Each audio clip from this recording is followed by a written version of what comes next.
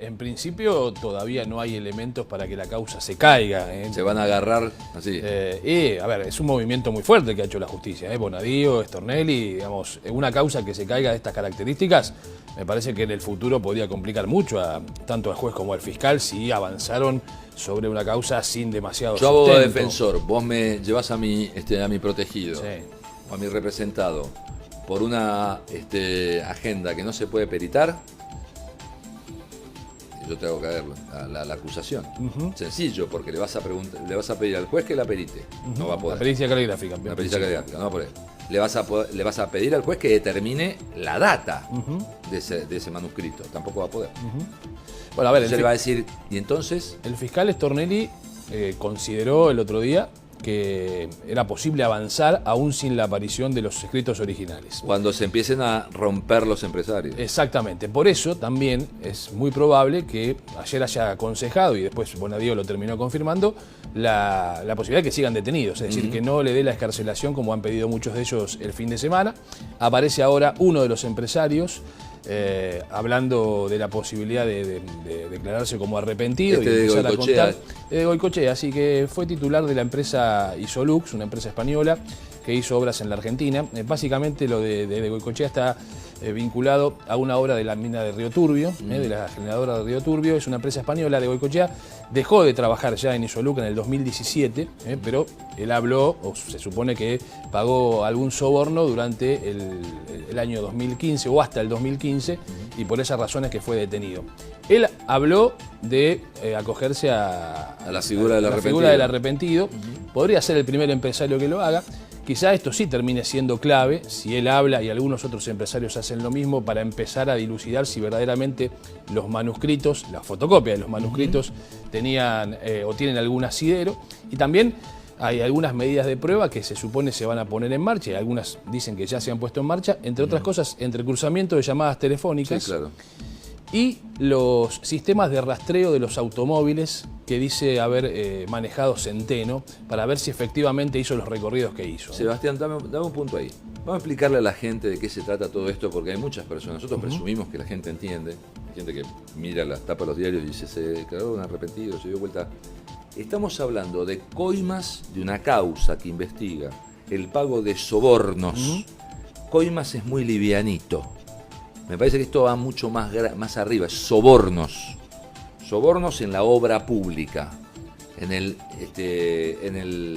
la determinación, en la distribución de la obra pública en las empresas. Exactamente. O sea, el Estado contrataba empresas donde había retornos, sobornos, coimas, como lo quieran llamar, y estaban involucrados gente del Ministerio de Planificación, entonces Julio De Vido, Barata, etcétera, y algunos otros políticos, porque hablaban de olivos, hablaban de que llevaban plata a olivos, etcétera, etcétera. O sea, la gente que entienda, digamos, arranquemos para que entienda qué causa estamos investigando, que no tiene que ver ni con el dólar futuro, donde está Cristina, ni con otras causas que tiene el gobierno nacional que enfrenta, que no tiene que ver, que esto es una nueva causa. Sí, esta es una causa que se origina a partir de esta documentación que llega a manos de la justicia vía un colega. La manera, el camino, digamos, de la prueba todavía no está demasiado claro. Hay declaraciones, pero no está demasiado claro. Ahora aparece este chofer de Roberto Barata diciendo que se quemaron los cuadernos originales. Habrá que ver si efectivamente eso sucedió.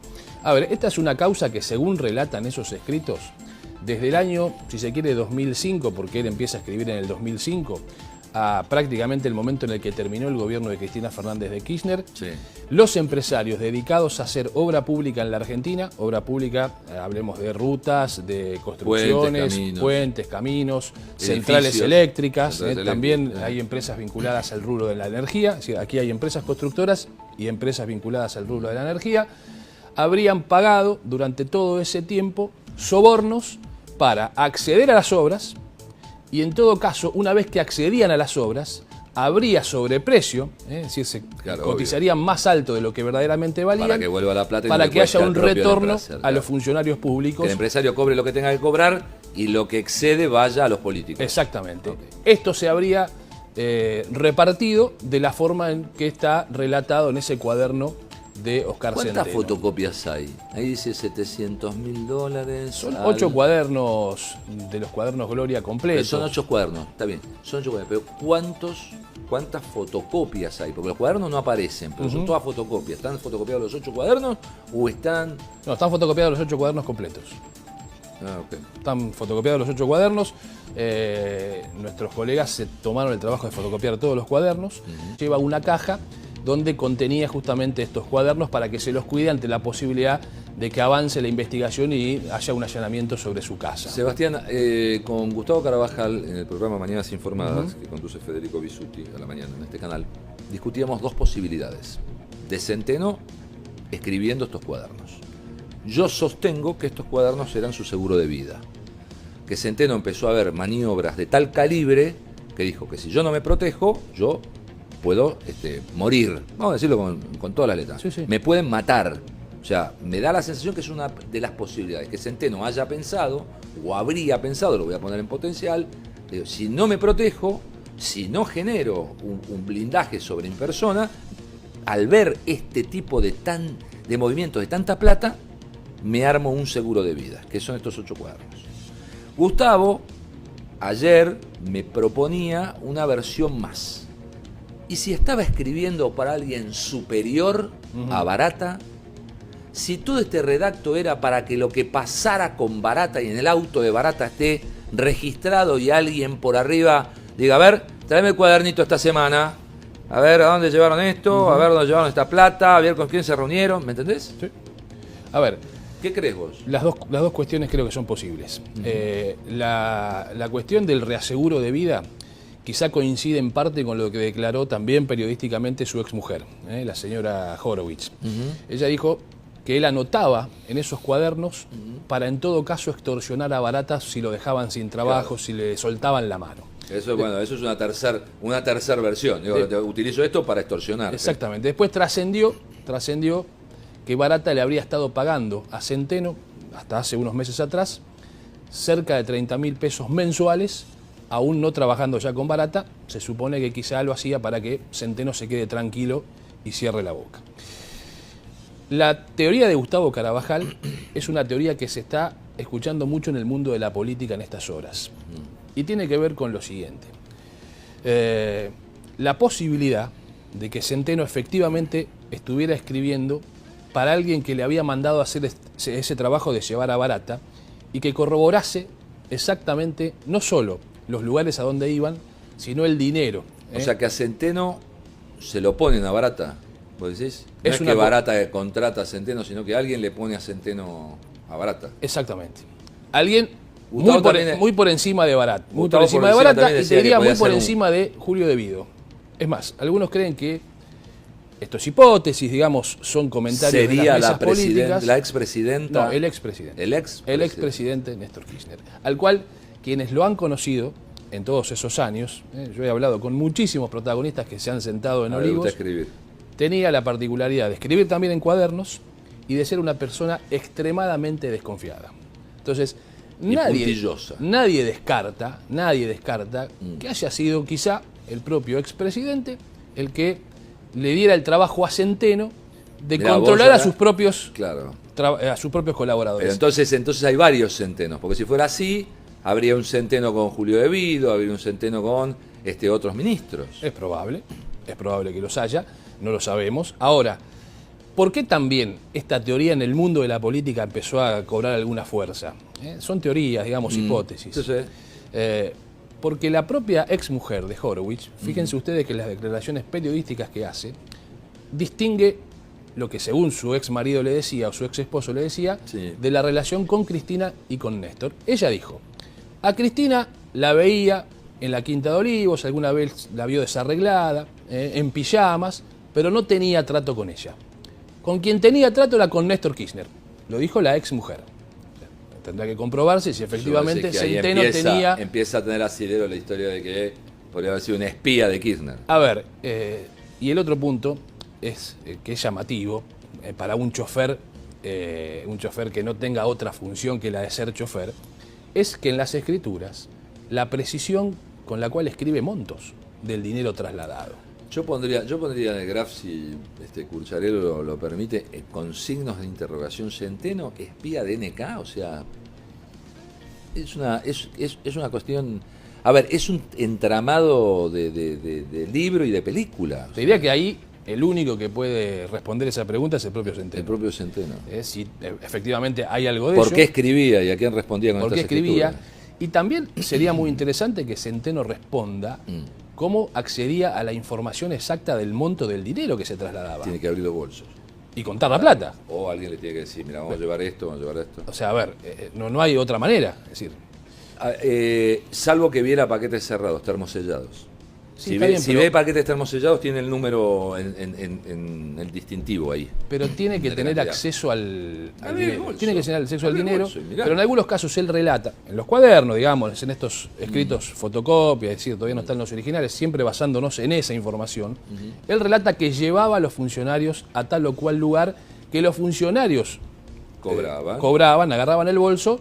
En ningún momento, o en pocos momentos, él dice, yo retiré el bolso personalmente. Es decir, yo agarré el bolso... No, él era el chofer. Era el chofer, es decir, con lo cual, mucho más misteriosa la situación de la exactitud de la cifra, salvo, y la verdad que esto es poco probable o improbable, que Barata le dijera, acabo de juntar Sí, tanta muy cantidad poco probable. de dólares, Muy o acabo de... Esto es verdaderamente llamativo. Sebastián, en las agendas hablaron de 53 millones de dólares, por lo menos lo que se fue, Sí. digamos, se contabilizó por cada uno de los escritos aproximadamente 53 millones de dólares.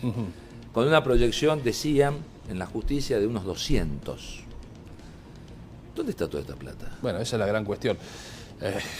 En algún lado, si esa plata circuló, tiene que estar. Por eso la UIF pidió una investigación ya hace tiempo y ahora se reiteró el pedido de investigación, por ejemplo, sobre supuestas empresas que habría conformado el ex secretario personal de Néstor Kirchner, ya fallecido, Daniel Muñoz, en los Estados Unidos, en Miami. Hay una investigación ya en marcha, incluso en los Estados Unidos ya hay una investigación en marcha hace tiempo, en relación a varias empresas que se habrían radicado en Miami, donde se compraron propiedades, condominios y demás. Se cree que podría haber sido con parte de este dinero. ¿Por qué? Porque en ese relato que hace Centeno, una de las personas más mencionadas en los cuadernos es justamente Daniel Muñoz, el ex secretario de Néstor Kirchner, que también durante un tiempo fue secretario de Cristina. Y además Daniel Muñoz era de estrecha confianza, de tan estrecha confianza del expresidente Néstor Kirchner, que era su secretario cuando Néstor era gobernador, y ya venía con Néstor de cuando Néstor era intendente de Río Gallegos, es una persona de muchísima confianza. De toda la vida. Centeno dice que era Daniel Muñoz el que habitualmente recibía los bolsos, o en la Quinta de Olivos, o sobre todo en el departamento de la calle Uruguay y Juncal, que pertenecía al matrimonio y que pertenece al matrimonio Kirchner, que ahora Bonadío pidió que se allane, digamos, como medida de prueba, que tendrá que responder el Senado si habilita o no ese allanamiento para la próxima semana, tanto de ese domicilio como de los domicilios de Cristina en el sur, en Calafate y en Río Gallegos, y el despacho del Senado. Esto también es un tema bastante particular. Si el Senado tiene que habilitar la posibilidad de un allanamiento y está anunciando con tanta antelación, ¿no? Sí, vamos a allanar dentro de 15 días tal y tal y tal domicilio. Listo, sacaron todo. Sí, si No es que van a ya había nada. algo, si es que en algún momento había algo después de tanto tiempo, ¿no? Que ni siquiera creo que ni con el aviso ya hubiera algo. Ya seguramente se habían sacado. ¿Sabes qué es lo que me llama la atención? El proceso, que todo proceso termina apuntando siempre al ex matrimonio presidencial. Todo proceso, desde encarado por la justicia, o cae en el entonces presidente Néstor Kirchner, o cae en la expresidenta Cristina Fernández de Kirchner. O sea, todo proceso, no es que se queda en el medio, no es que alguno se cortaba solo, ¿me entendés? Que alguno hacía la suya. Sí. Acá todo era verticalista, todo subía. Bueno, yo te diría que eso es mucho más claro, al menos en este aspecto, recolectando testimonios del mundo de la política durante mucho tiempo. Nadie metía la mano en el bolso. Haciendo mucho material. Si eran 800.000, eran 800.000. No eran 790.000. Néstor Kirchner era muy riguroso en ese sentido. Era muy riguroso en ese sentido, digamos, en el sentido de una conducción vertical fuerte y un castigo ejemplar al que se corría de la raya, digamos. Eso efectivamente era así. También un bolso de 800 lucas gringas, 800.000 dólares. Si llegaban 790.000 se armaba un lío bárbaro. No creo que nadie se hubiera animado a hacer eso. A meter la mano en el bolso. A ver, Hay una anécdota que circula y que se ha reflotado en estos días sobre una supuesta semana donde la recaudación habría sido menor que en otras ocasiones y habría puesto el grito en el cielo el expresidente qué es lo que había pasado, que se recaudó menos que en una semana anterior. Es decir, ahora empiezan a aparecer este tipo de anécdotas que, te repito, Pablo, en el mundo de la política eran temas que se hablaban cotidianamente. El problema es que vos podés hablar, vos podés contar. Yo he escuchado testimonios de dirigentes políticos que decían haber ido a verlo a Néstor Kirchner a la Quinta de Olivos y efectivamente tener información de esos cuadernos que él solía utilizar, no para escribir temas de sobornos o de dinero, sino para escribir incluso cuestiones de la política. ¿Me entendés lo que me imagino? O sea, me imagino que, por ejemplo, cualquiera de estos sujetos va a 8 años a prisión y dentro de 8 años desentierra la plata. Sí, claro. Y sigue viviendo como reyes. Ah, Sí, tienen su vida resuelta desde el punto de vista económico de todas maneras igual. Sí, bueno, aquí no existe la ley de extinción de dominio. Primero tenés que comprobar el tema del dinero, y si se aprueba no es retroactiva. Y si se prueba no es retroactiva. O sea, con lo todos cual, estos no van a tener problemas con esa ley. exactamente. Por eso se hace mucho hincapié en el tema de los empresarios, para que se quiebren los empresarios más que los dirigentes políticos. Porque los dirigentes políticos, de alguna forma u otra, tienen otro roce, tienen otra... Porque aparte por el empresario me parece que no debe haber, no muchos de estos empresarios deben haber enterrado plata bajo el árbol. Sí, y salvo un empresario, ninguno de ellos pasó un solo día en la cárcel. Nunca en su vida.